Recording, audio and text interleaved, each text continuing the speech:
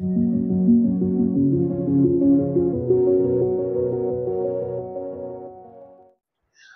फक्त वारीच्या बैठकीत दिसतात। रिक्षावाले क्षमतेपेक्षा जास्त भाविकांना रिक्षात बसून फिरवतात। भाविकांची सुरक्षा ऐरणीवर।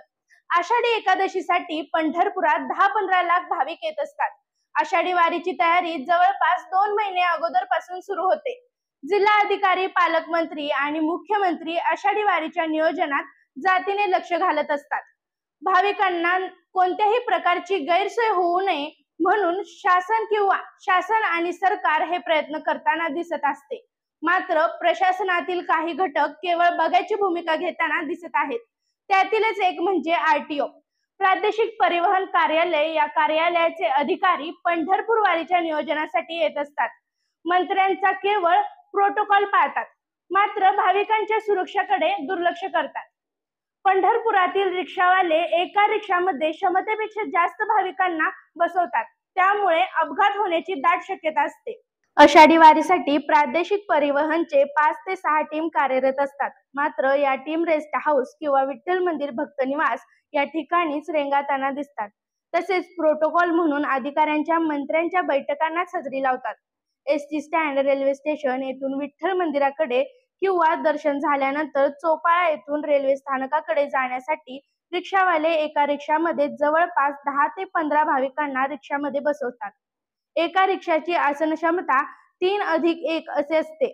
मात्र भाविकांना पोती कोंबल्यासारखी रिक्षामध्ये कोंबले जातं। त्यांच्याकडून अतिरिक्त पैसेही उकळले जातात। या सर्व प्रकाराकडे आरटीओ कार्यालयाचे दुर्लक्ष असल्याचे दिसून येते। वारी कालखंडामध्ये रिक्षाचा अपघात झाल्यास भाविकांच्या जीवावर बेतू शकतो। रिक्षावाले गर्दीतून रिक्षा बेशिस्तपणाने चालवतात, त्यामुळे आरटीओने रस्त्यावर उतरून कारवाई करण्याची गरज आहे। पंढरपुरात परमिटधारक रिक्षापेक्षा स्क्रॅप रिक्षा जास्त आहेत।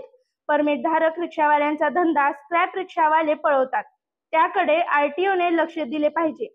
स्क्रॅप रिक्षा ताब्यात घेतल्या पाहिजेत। तसेच वारी कालावधीमध्ये बाहेरच्या तालुक्यातील स्क्रॅप रिक्षा पंढरपुरात येतात, त्यामुळे परमिटधारक रिक्षावाल्यांवर अन्याय होतोय। पंढरपुरात येऊन मंत्र्यांच्या बैठकांना बसण्याऐवजी रिक्षावाल्यांच्या ओव्हर स्पीड आणि क्षमतेपेक्षा जास्त भाविक रिक्षामध्ये बसवल्यामुळे अपघात होऊ नये यासाठी प्रादेशिक परिवहन कार्यालयाच्या अधिकाऱ्यांनी पंढरपुरात येऊन ठाण मांडून बसल्याशिवाय बेशिस्त रिक्षावाल्यांवर चाप बसणार नाही। प्रादेशिक परिवहन कार्यालयाने भाविकांच्या सुरक्षतेला प्राधान्य द्यावे एवढीच अपेक्षा। गोविंद शिल्प घेऊन येत आहे 79 ट्विन बंगलोचा भव्य दिव्य पंढरपुरातील एकमेव प्रकल्प।